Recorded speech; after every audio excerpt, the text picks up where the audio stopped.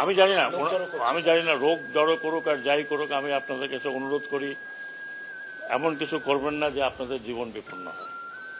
কারণ এদেশের পাবলিক এখনো আপনাদেরকে গ্রহণ করতে আসেনি। আমি বরং মনে করি আপনারা আপনাদের পার্টি রিঅর্গানাইজ করেন। এই পার্টির অনেক অবদান আছে বাংলাদেশে, এটা আমরা ডিনাই করতে পারি না।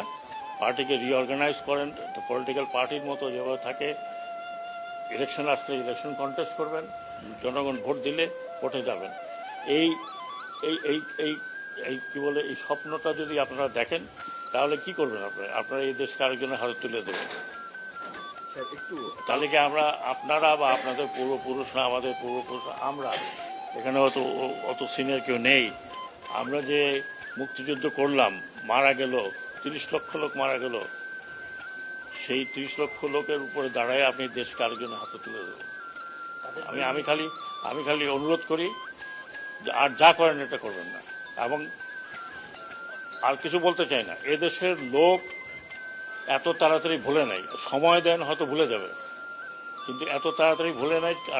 কারণ যাকে ধরছে নেতা, সেই নেতারা এখন পালিয়ে বেড়াচ্ছে।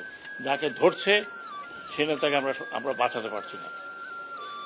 অনেক নেতাকে অনেকে বাঁচিয়েছে, আমরা জানি কে কোথায় আছে। কিন্তু ওটা না করে আপনারা বরং পার্টিকে, এটা অনেক বড় পার্টি এবং I have lot of respect for Awami League. এটা যেটা বললাম যে এটা এই দেশের প্রধান পার্টি একরকম। এক সময় আমাদের মতো বাঙালিদের ভরসার জায়গা ছিল এই পার্টি।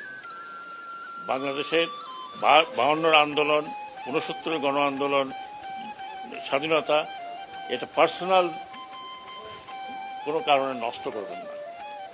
এটা জাতীয় সম্পদ। আপনারা আসুন, যারা রেগুলার করতে চান। এখানে মারামারি করে কোনো লাভ নেই। আরও কিছু লোকের মৃত্যু আমরা চাই না।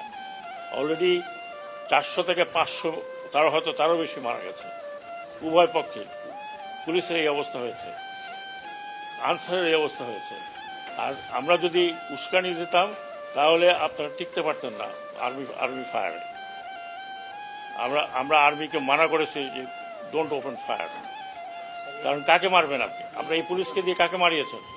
পুলিশকে দিয়ে মারিয়েছেন আপনার সন্তানকে। আপনার সন্তান না হয়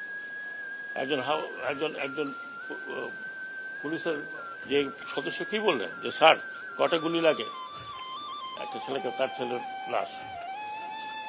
এটা করবেন না, অনুরোধ করছি। প্ররোচনায় আসেন না, ব্যক্তিগত স্বার্থে আপনারা এত বড় একটা দলকে নষ্ট করেন না। এটা আমাদের প্রাইড ছিল, বঙ্গবন্ধুর স্বপ্ন ছিল। নষ্ট করবেন না, এটা আপনার নষ্ট করার কোনো অধিকার নাই। এটা বাংলাদেশের সম্পত্তি। আর এই যদি স্বপ্ন কেউ মনে করে যে এইটা করে আবার একটা কাউন্টার রেভলিউশন করে আসবেন, কাউন্টার রেভলিউশন করতে হলে আপনাকে হাজার হাজার লোকের রক্ত বহাইতে হবে। যদি আপনারা সেই দায়িত্ব নিতে চান তাহলে নিন, আমার কিছু করার নেই। ভাই আমি ওই জেনারেশনে, যে জেনারেশন পাস হয়ে যাচ্ছে, কিন্তু এই ইয়াং জেনারেশনকে আরেকটি কথা বলি, যারা বলছেন না, আপনি কথাটা উঠিয়েছেন, ওঠানো উচিত হয়নি। আমাদের যে ইয়াঙ্গার জেনারেশন, এরা করেছে, কোনো পলিটিক্যাল পার্টি করে নাই। They have given their life, যেটা আপনারা কোনো দিন দিতে পারতেন না। বুকে দাঁড়িয়ে আছে পুলিশের গুলি খাওয়ার জন্য, তাদের মুখে কোনো দুঃখ নাই, দে অল স্মাইলিং। এটা যতদিন আছে, এরা যতদিন আছে, আমাদের কথা বাদ দেন, আমরা দৌড় দেবো। এরা যতদিন আছে এরা দৌড়াবে না। They will face you. So please, আমি অনুরোধ করছি, একজন সিনিয়র সিটিজেন হিসেবে আমি জানি political people don't like me, but আমি একজন সিনিয়র সিটিজেন হিসেবে বলছি যে দয়া করে দেশটাকে স্বাধীন রাখেন। জানি যে এটা পুলিশের নিজেরাই বলেছে এটা আমাদের কলঙ্কিত একটি, সবাই যে খারাপ তা তো না। আমি কি বলতে পারবো যে সব খারাপ? 100% পুলিশ খারাপ ছিল, সবাই দানব হয়ে গেছিল। এখন তো তাদের রিয়েলাইজেশন হচ্ছে যে হোয়াট দে হ্যাভ ডান। এবং আমাকে যেটা তারা নিজেরাই বলছে যে আমরা এই পোশাক পরে একদিনও বেরোতে চাই না। তারপরে আইজি সাহেব আমরা বললাম যে ভাই এটা একটু বললেই তো হবে, একটু সময় লাগবে। ওরা বলে আমি কালকে দেখলাম যে এই ট্রাফিক পুলিশ, শুধু পুলিশের একটা জ্যাকেট পরে দাঁড়িয়ে আছে রাস্তায়। তো তাদের মধ্যে তো একটা উপলব্ধি হয়েছে, তারা তো এখন দেখছে যে what they have done. They have not done, তাদেরকে দিয়ে করানো হয়েছে। কি করানো হয়েছে আমি জানি, আপনারা হয়তো আমাকে পছন্দ করবেন না, কিন্তু দেশে বিদেশে আপনারা দেখছেন কি, দয়া করে দেশটাকে ভাগ করেন, দেশটাকে নষ্ট করেন না।